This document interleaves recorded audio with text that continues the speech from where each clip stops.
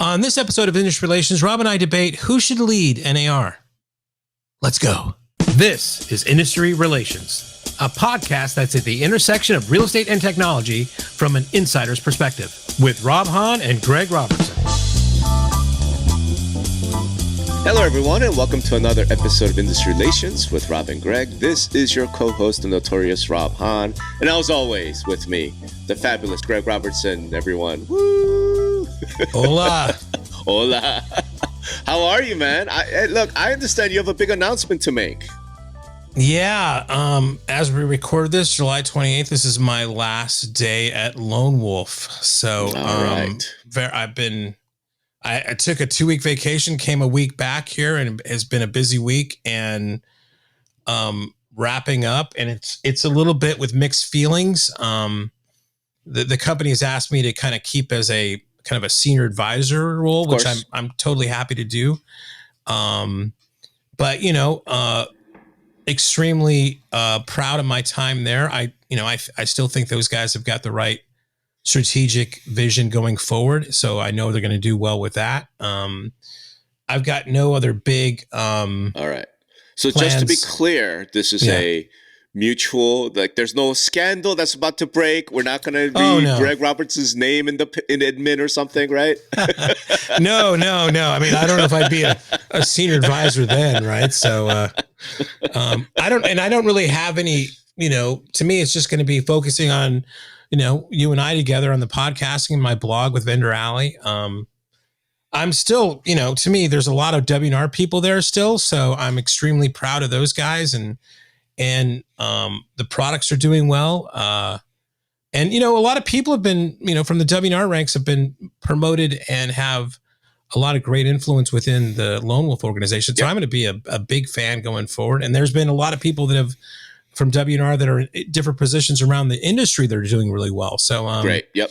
Hey man, look, congrats to you. Look, if anyone deserves a break, like, you've been more than, I know you, like you've been working your ass off. You've built up W&R, the acquisition. Congrats. I think it is a loss for Lone Wolf because you are an amazing talent, right? But yeah.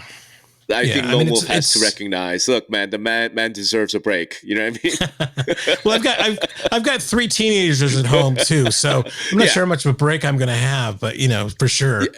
But they're teenagers; they don't give a shit about mom and dad. Like, once my boy said teenagers, like whatever. It's true. So yeah, it's true. But all right, well, congrats, like I said, and I can't wait to hear, see what you do next because I know, like. You're not going to just like retire. This is the end of Greg Robertson. Well, if anybody's got a good idea that's not a CMA or something that Lone Wolf does, let me know. As it happens, I know somebody who has a really great idea, so we'll chat. But in any event, look, there was a request. There was a request made because we've been focusing on some pretty heavy topics of late. Around all the commissions, and rightfully so because this is obviously like. The biggest thing happening, in and to the industry right now. But it was like, hey, maybe give us a little bit, something a little different, a little lighter. And I thought I got the perfect one, right? Which is I recently wrote that post about how NAR should get rid of the CEO role and make the president the CEO instead. And it's one of those topics that, it's interesting. It is what it is, but it's a thought piece. It's a thought piece. Yeah. And let's put it this way. Whatever happens is not going to destroy the industry or completely revolutionize the industry. Right. So I had a feeling you weren't going to agree. And this is one of the things that we do best where we argue, mom and dad are fighting. Right. So I know you haven't read the piece. I'm proposing essentially, I'll give you the proposal. Essentially, that the president of NAR should go from a 1-year position to a 4-year position, just like the president of the United States, that the Constitution, whatever, the bylaws be amended to vest all executive power in the president.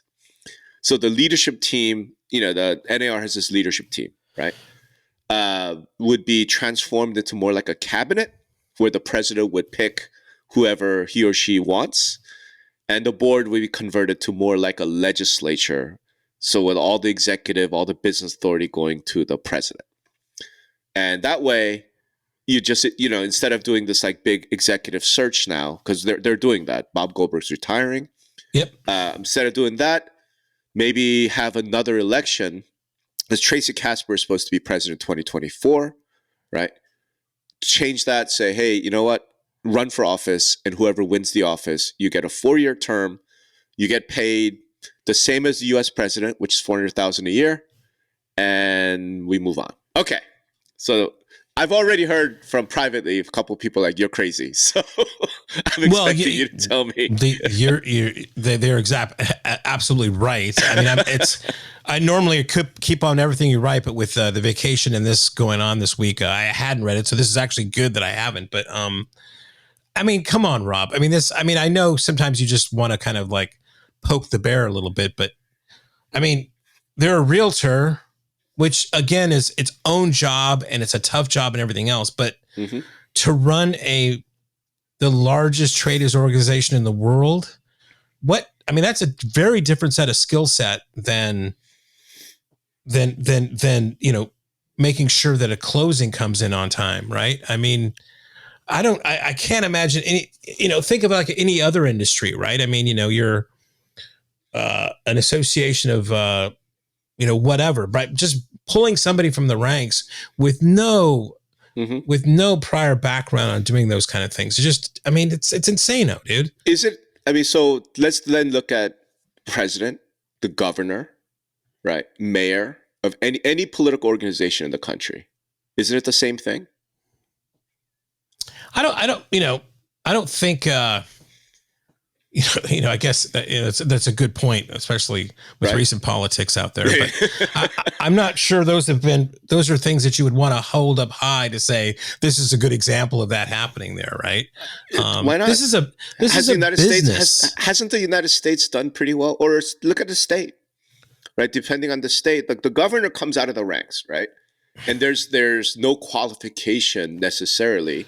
Having said that, here's what I will concede. No, you're absolutely right. The danger is you get somebody in who has zero experience, they have no ability to or anything, right?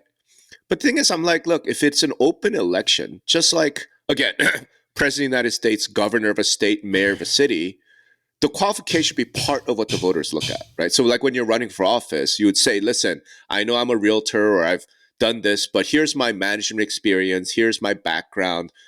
I've served on the board of whatever, my local association for the last 10 years.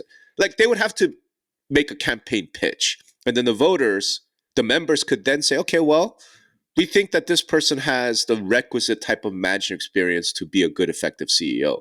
Just like what we do for governor or mayor or president, it's relevant. When somebody says, look, I've been a governor, right? This is a traditional classic path to the president of the United States, right? Maybe you're a successful businessman, and then you ran for city council or something, and then you run for governor. You're like, I have this record as a governor, and look at my experience. Now I want to be president. Versus somebody says, I'm an outsider. I'm, like Trump is a perfect example of this, right? I'm an outsider. I'm a businessman, but I don't do politics. You should vote for me. And, I don't think it would be different, right? So it's not like we're just going to randomly pick some realtor who's like just... Presumably that person would run for office and go convince NAR membership I'm the right person for this job, right? And if it really is a competitive, like 4-year term that is a pretty substantial salary, of course the expectation you would stop doing everything else. This is a full-time job, right? Again, just like the executive in government, right? It's a full-time job. You're expected to do this full-time. I think we'd get a bunch of people running. Right? What do you think? Well, I mean, if you bring it into kind of like a politics thing there, I mean, if that's your kind of comparison, well, then you run the risk of like, super PACs and PACs trying to get people in there and with a candidate that's going to be a huge NIMBY person or other things like that are not like kind of looked at insofar as a professional, a position of making sure, payroll's on time and you're moving the company forward and strategic and things like that. You're opening up something there to be and not to say that there's politics in everything, right? I mean, they are today. They're a lobbying organization for sure, right? But I'm not exactly sure that's going to be the greatest thing, to ever hit us. And there could be some anomalies. I'm not sure Trump is really a good example. Bill Clinton, right? He was governor of Arkansas, right? And then he parlayed that executive experience to running for president. I don't know, Harry Truman. Like, we could go back, and Ronald Reagan was an actor, governor of California. Like, Yeah, Democrats, but there seemed to be FDR. a step between there. There was a Screen Actors Guild governor. I mean, there was some sort of thing there, but just to pluck somebody that was a realtor one day and now is, but that's what I'm saying. It's not, the president. My point is, it's not plucking. Like, that person would run for office and convince the majority of the NAR membership to vote for that person. Do you know what I'm saying? So you're right. Like, now the truth, like, okay, we could have PACs, they're already campaigns. So we've been to those mid-year meetings, remember, where they have the big posters. Yeah, but it's nothing like if this is open up, a free-for-all kind of thing, right? I mean, I think that's positive. Don't you have to be positive? Imagine we had 10 people running for 2024 NAR president, right? And all 10 people have like some various levels of experience, some platform. They'll be like, look, vote for me and I will do X, Y, and Z. They would make campaign promises, right? And then once they're elected, and here's the big thing, why I think this is a positive. Now you have the president with the actual executive authority and power to try and live up to those campaign promises, right? Because today we have presidents of NAR, and I'm like, this is one of the things I wrote. I honestly can't tell the difference between one administration to the next. Do you know what I mean? Like, so the example I used was last year, it was Leslie Rauda Smith. She was president of NAR, right? What's the difference between her administration and the Parcell administration in terms of like policy or personnel or anything, right?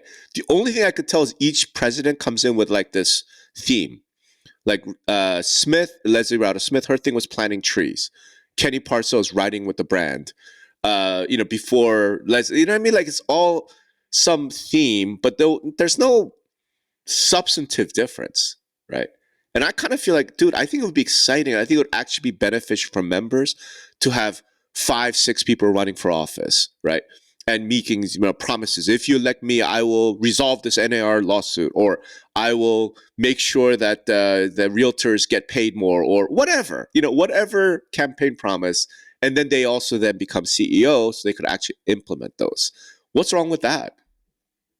Well, maybe it's not just the running part that's a little bit troublemaking. It's just, or troubling. It's the fact that, once they get the gig, I mean, now you are in charge of a multi-million-dollar, trade organization. And before you can even and this happens to current presidents or governors or whatever, it's like, I have no fucking idea how to do this job, much less move this in a direction that I've made promises for. So you'd like somebody that, as it is now, that, okay, I'm going to shepherd this company while a person comes in, the president. In a case of a corporation, a lot of times it's the board of directors, right? That'll kind of like decide where we're going to go forward, right? I mean, so I mean, to me, there is precedent for how this is done right now in organizations, and NAR has a bit of that, although their board of directors is like massive, right? Plus people. It's bigger than Congress, right. Maybe there's something in the middle here. Now that I kind of phrase it that way, that you still have the same structure, and I know that there's been talks in other podcasts about shrinking the board of NAR to really a tight, because maybe it doesn't just take one person. There's a chairman of that board, with 4 others, right? That now can like affect change instead of this managing this unwieldy kind of like, I mean, we've seen the ballrooms where these guys meet, right? Doing that. I mean, maybe it's not as we don't swing the pendulum all the way to, like you're saying, like, forget the CEO position, just make that elected official CEO, but something there. Let me make a couple points there. I think number one, the president, under my vision, right? Just like the US president, Well, you're saying president, but there's two positions now. There is a president and there's a CEO. You're saying it Eliminate becomes the CEO president position. and Correct. it becomes It's president and CEO. Correct. And you get a 4-year term, you get elected, and then you have all executive power. One of the very first things that you would do is probably hire a chief of staff. Right. So who we consider to be the CEO or the association exec, to me, could be a COO, chief of staff, some role that the president, CEO, has every authority to go hire, right? And say, listen, I used to be a realtor until yesterday, right? And I just got elected. I don't know shit about lobbying. I don't know anything about fundraising. I don't know anything about those things. Hey, you have 20 years experience working at the American Manufacturer Association. I'm going to hire you, pay you $1 million a year, right? Come in and be my chief of staff, right? I think that they will get be $1 okay. million and the president only gets 400,000. Hey, man, the president of the United States makes 400,000 a year. Think about what Fauci made. Right? There are people in government who make way more than the president. I mean, that's again would be the president's decision, right? In certain positions, I think, like what I was thinking was, I'm really mimicking the federal government because I think it makes a lot of sense. Like, it wouldn't just be the president. Hold on. Rob Hahn, for the first time ever, has said that the federal government makes a lot of sense. So I just want to pause there just to kind of like let that hang in the air. Rob Hahn says the federal government it makes a lot of sense. Yes, because until I recently became an anarchist, I've been the biggest pro-Constitution. Like, the Constitution of the United States is a beautiful document. Right? It's phenomenal. It's a work of genius. So why don't we just copy from the geniuses? Right. So my point is, like, you would have the consent of the Senate kind of thing, right? The appointment process. So for high-level positions, I think it would be appropriate for the president to say, I want to hire this person, and then the board of directors to sort of sign off on that, right? Because to your point, you want to leverage the wisdom of as many people, right? Who all of which should reflect the democratic will of the membership. So you can say, listen, I want to hire this person as the chief of staff. The board of directors would then get to question, hey, what's your experience with this? What's your experience with that? What's your philosophy around, whatever, hiring or whatever, right? I mean, something like that. It just seems like a lot of extra work. I mean, whereas if you get somebody there that has the experience, they can just go right to work. I mean, I don't. So what is I mean, because it is a lot extra, but I mean, so what is maybe tell me what you think the advantage would be. Yes. Why all this work would be things you'd want to go through. Yes.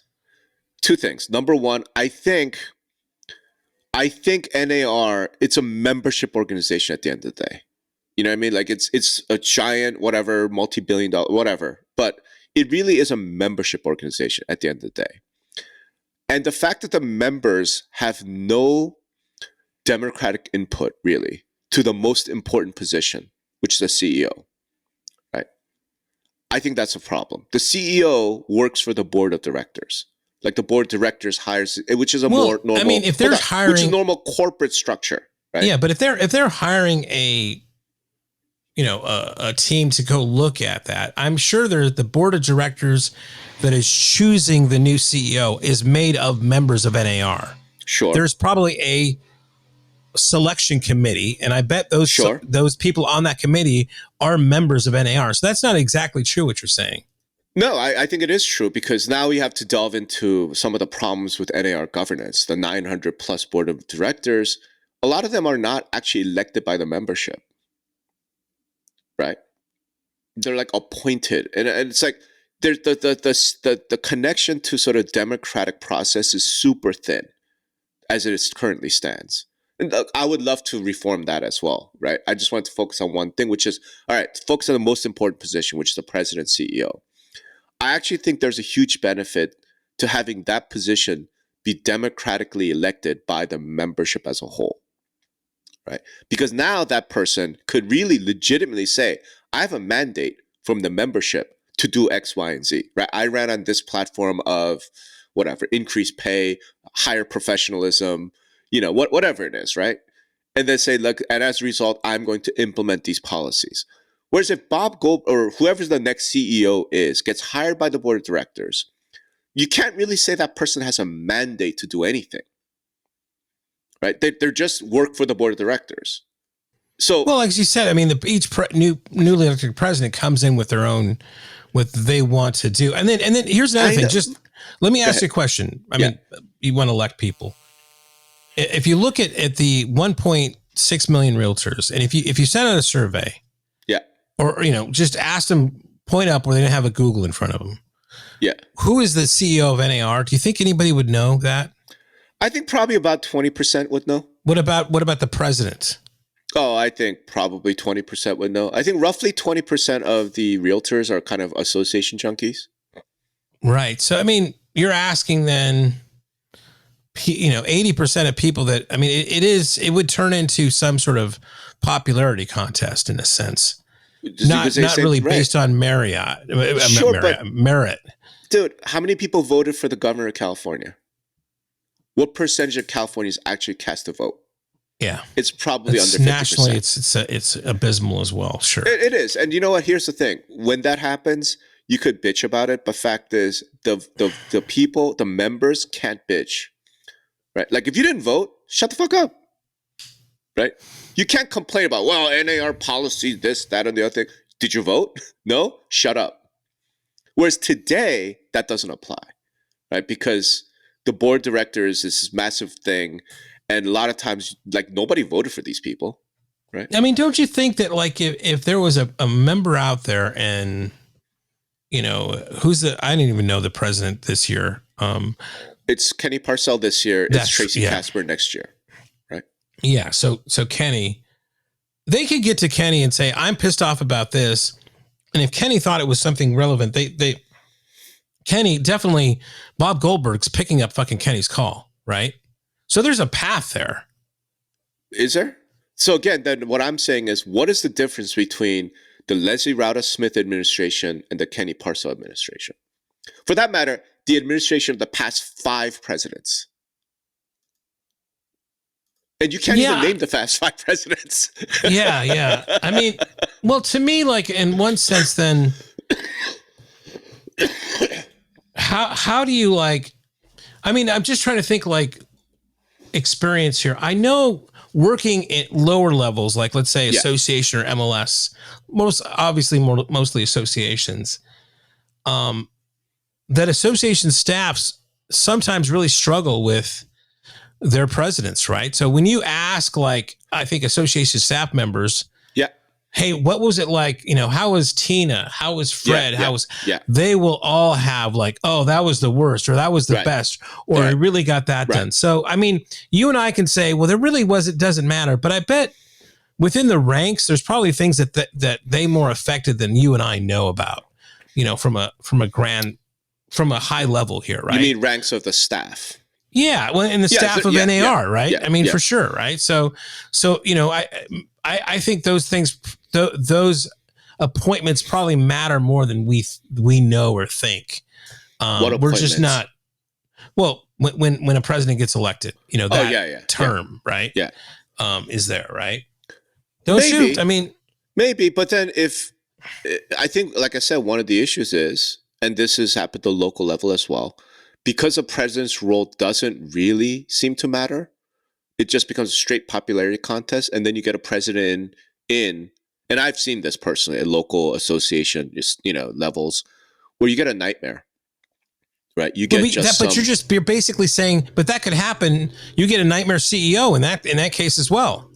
You could, right? So obviously you would have, removal provisions and blah, blah, blah. You vest the board of directors. Again, we could get you could get a nightmare president of the United States, right? We could get a nightmare governor of a state. We could. I think you could, and it's happened before. And there are provisions to remove that person, the impeachment process, right? So obviously you would have the same thing. What I'm suggesting, though, is that again, I have no proof, I think those nightmare presidents get in because the membership doesn't really care. It's not an important enough role. Whereas if they got to vote for the CEO of the local association, right, for a 4-year term, they would absolutely vote, and they would care more. They would be like, okay, tell me about your plans. Tell me about what you're going to do. Tell me how you're going to improve our lives. No president ever gets asked that question because they're like, whatever, president. Like, we have a CEO. You're here for a year and then you're gone. It's just little thing you want to pin on your resume. I think that's how people see it. I think if you go to, there's the people running for NAR for president for 2026 or 25. Yeah. There's a bullet list they have. I've seen those banners at mid-year that kind of list out, vote for Kenny because he's going to like A, B, C, D, and E, right? They run on a platform of some type, right? And they never execute any of it because they don't have the power and the authority to execute any of it. All they can do is take it to the CEO and they're like, please do these things. It's like, what is a multi-year project, right? So let's just take one example as an example, right? The whole professionalism thing that was like really hot, 10 years ago, right?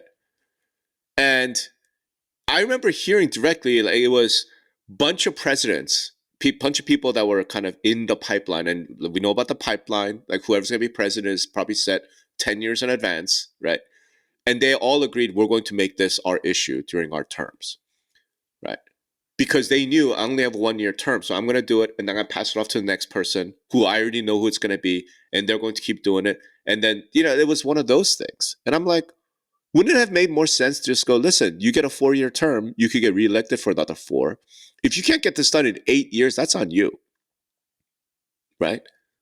Whereas the one constant through that all of those terms is the CEO, right?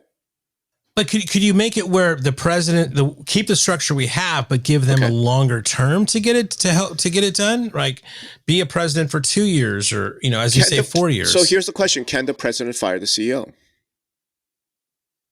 Oh, absolutely. I think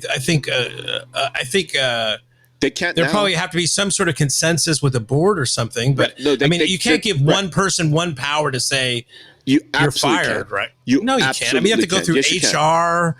And all this other nonsense nowadays, for sure. No, you absolutely have you ever tried? I've fired people. It's not easy.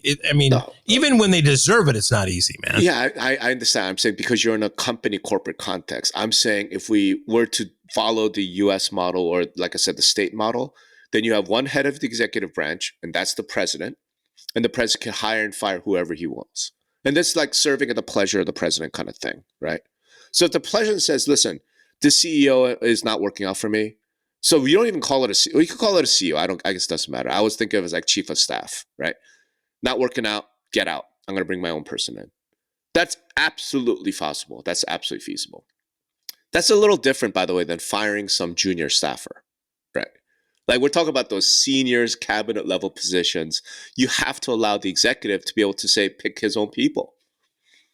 Right. And it can't be like an HR issue, I think as we've seen it recently, it's very difficult even for a president to fire a staff member without consequences. So again, I think you're delving into pools that we've decided we don't want to go. I'm just saying as a general specific matter, if we're going to keep the current structure, fine. I'm just saying then the president has to be able to hire and fire the CEO at will. Because today that's not the case, because CEO works for the board of directors. The president doesn't have any ability to do that. The president would have to go to the board and then get them to exercise some clause in the employment contract or whatever. I'm like, that's not it. That you don't have the power, right? I'm just trying to get to democracy because we're a membership organization. Have the members vote in the executive who's going to run the thing. Have the executive then be able to, sort of carry out the campaign promise, or at least try, right? And having the board of directors kind of be there as in more like an advisory capacity to the CEO, to the executive, as well as being more of the legislature. They would do the rules, the code of ethics, those types of things, policies. Maybe you could have given even spending power, because that's what Congress has, right? So maybe it's like the board has to approve the budget, So give them power to purse, but you got to put the executive power in the president CEO, right? That I'm just copying the most brilliant document ever created, which is the U.S. Constitution, right? I mean, why wouldn't it work for NAR if it works for the United States? Well, you're copying the executive branch of that. I mean, you're not really copying the judicial and the legislator, right? So there's a difference. The difference there. I don't know. I mean, as a thought experiment, I mean, and this is absolutely your style, right? Is you swing that pendulum all the way to the right, and I think that's kind of nuts.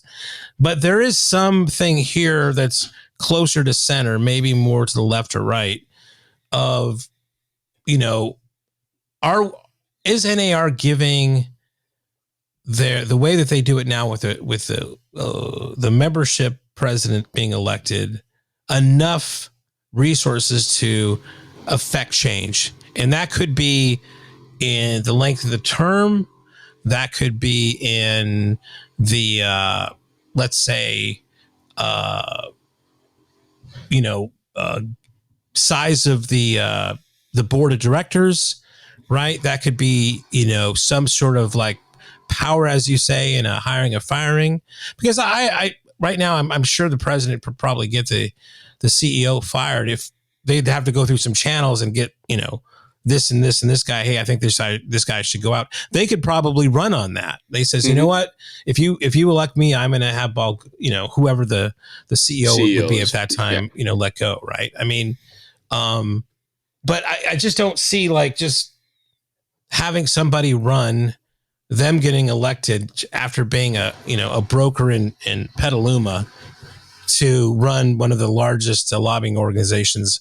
I'm not sure if that would serve NAR, what NAR is supposed to be doing as far as on the lobbying side and everything else, the best thing for what they're. I mean, everybody tells me the best thing they do. Well, what am I paying these dues for? What am I paying these are? Well, you're paying these dues so that we still have the mortgage interest deduction. Mm-hmm. Right. I mean, and there's other issues that really affect more the rank and file, but that's a complicated thing. And somebody you want to have experience in those circles, or at least know, you know, how to bring people in those circles, to just, you know, give it to this rube who got everybody fired up, you know, about, you know, whatever the case may be. All right, but so let's just take that to the next step, though. You're assuming that this random ass broker from Petaluma would get elected. I'm saying if he gets elected, it's because he's convinced 51% of the membership to vote for him, or at least 50% of the members who do vote to vote for him, right? I mean, because, you know, if we say, look, NAR is a lobbying organization, so therefore the president CEO really has to be grounded in that area. I think it's Johnny Isaacson. He's a congressman or senator from Georgia. He's a realtor, right? Why wouldn't someone like that run for this office? You know, if the opportunity is like, look, it's random ass broker from Petaluma or former senator, you know, who's also a realtor, why would we vote for that guy? Right? So I think what I'm getting at is I think if we opened this up and made this position powerful, truly powerful, I think we get a lot more competition, and the membership would then vote and sort of give a mandate to, you know what, you win. We want you to pursue your vision and deliver on your campaign promises. Okay, right? So here's what I would do. I would say, okay, Rob, I want you to go get your real estate license and join NAR, and I will be your campaign manager, and we're going to get Rob Hobb elected as the NAR CEO. Boom, baby. Boom. And I would do that if they change the Constitution as per, you know, my suggestion, which will never happen. Let's be honest about this. It's never going to happen. If you're running the play, you have to first get elected. No, but then, it's like, the Constitution has to be changed so that the power actually exists. Right? Like being elected as president. But I'm saying that have to be done in order for you to run anyway, right? So correct, right. Right. Correct. So I'm saying when they change it, then you get your license, and then boom, we go for it, right? Or rather, don't you have your license? No. Oh, who do we? No, I'm the man behind the man. Okay, that's where I want to be. Well, look, you don't want to sully your leadership with the backdoor dealings that I'm going to have to do to get you elected, Rob. Okay, you don't want to be in those smoky cigar rooms and cutting anything I can to make sure you're in that position that the association needs to be in. It's kind of funny. Like in college, I had a good friend of mine tell me straight to my face, and he said, "Look, because you weren't born here, this will never be an issue. But if you ever run for president of the United States, I will have to assassinate you." That's brutal, man. I know, this was one of my good friends in college too. I'm like, all right, thanks, man. But I get it because I was Malcolm H in college and a pretty radical Oh revolutionary. God! So hold on, we went one day we're gonna have to tell that story, the evolution from Malcolm H to the notorious ROB. So yikes! Maybe we'll do it on your podcast, and do the interview that way. All right. So listen, like I said, I don't think it's going to happen, but there's a leadership conference. That's just like a leadership summit coming up, NAR Leadership Summit, right? And I do think maybe the whole point of this is this. Like, I'll throw that proposal out, but part of it is like, who inspires the leadership right now? Is there anyone that we could point to, right, and say, look, this person is sort of the leader of realtors, not just like as in terms of position, right? Like the CEO of NAR, Bob Goldberg, has the position CEO leadership, but is he a leader in more the substantive, emotional, spiritual, political sense? Do you know what I mean? Like, who could we point to and say, you know what, this person really sort of energizes the Well, that's supposed to realtor be membership. Kenny right now, right? That's supposed to be Kenny. But who's the last president of NAR that you could point to say, yeah, that person speaks for the membership? Yeah, I mean that speaks to a larger thing. I'm like, who in the country can we say speaks to that, right? I mean, correct. I mean, it's a. I think. Look, yeah, I'll put it's it this tough. way: the closest that I personally think we could point to say that person speaks for, maybe not the realtor, if not the realtor population, at least a huge amount of realtor population, is Gary Keller. Right. Right. Someone like that. I mean, I think you could maybe say other major, large, real estate company CEOs who are not just the CEO, but also the face of that company. I think we could. So it's Gary Keller, Robert Refkin, I don't know, maybe Glenn Sanford, right? Because here's maybe how like some. I mean, some coaches out there, maybe Sharon Tom Ferry, or maybe. Tom. Yeah. Because you would compare those people with someone like Schneider at Realogy, right? He's a very effective CEO, but I don't think anyone would say he is the face of Realogy. It's not like the agents at Realogy look to Schneider as like, yeah, that's our leader, right? And I'm saying it's sort of a similar idea for NAR. Like, who's that person? You know what? It should be the president, right? And it isn't today because the president's role is this weekend, 1 year rotating whatever thing. Let's make that position really powerful, make him the NAR CEO, have 10 people running for the position. And then when whoever wins, whoever emerges from that, I think all of us could legitimately point to, say that person speaks for realtors, right? And it's more than just position, like not just the power, but also kind of that inspiration, kind of that, that firing people up, like, follow me because all these people voted for you, right? By the way, I think this also applies to state and local levels. It's just that at the local level, I'm not sure there's enough of an incentive. At NAR, dude, this is one of the most important trade organizations in the country, right? $350 million in revenues. I think like 500 staff, 2 different locations. It's always a heavy hitter. I think we would see some pretty amazing individuals run for office, right? If the office of president became synonymous with you're the CEO of NAR as well, right? Well, maybe the next hired CEO will have more of those traits, right? Maybe that person, maybe it could be solved by we hire somebody that maybe that was from a family real estate that happened to get into other organizations that that also have the check the boxes of whatever, and is more of an orator or a fire upper kind of guy. So sure, I'm interested to see what people might comment or on this subject. So we'll have to see. So if you're going to hire that type of CEO, the problem is it's hired by the board of directors because of governance issues of the board of directors. I don't know that you could say that person now speaks for realtors. I really don't. I don't think you could say they have a mandate, right? Which is why. Well, I mean, we have elected officials that go to Congress, and if you're going to go down that road, is that elected official your local representative really local representative you? Well, it depends whether. I mean, you're always going to have those problems, right? No, but in our system today, then that person, even though I voted against him or her, speaks for because they won the majority of the votes, right? And if it's real close, if it's a razor thin, then obviously they don't have the type of mandate, right? But if you won by 70% in a local election, I think you could legitimately say, you know what, I am the voice of my constituents, right? And one of the issues that we have is and this is a larger governance related thing that I've worked on for over a decade, right? Realtor association elections are not necessarily I don't know, we could say that really reflects the will of the membership, but that's a whole separate conversation, right? I'm saying at a minimum, something that the leadership summit should at least talk about. So let's put that, at least here's what they should be talking about.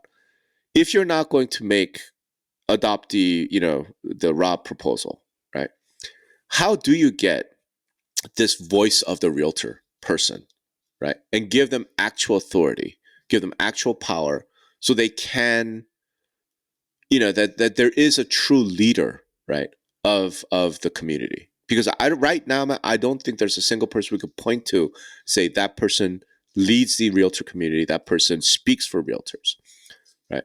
Because when you have congressional hearings, there's always a president of NAR who goes and testifies, right? And represents himself or herself as, I'm the voice of 1.6 million realtors. I'm like, yeah, are you? It's one of those, are you really? Because you're there for 1 year. No one really voted for you. Well, aren't they elected? They're elected by who then?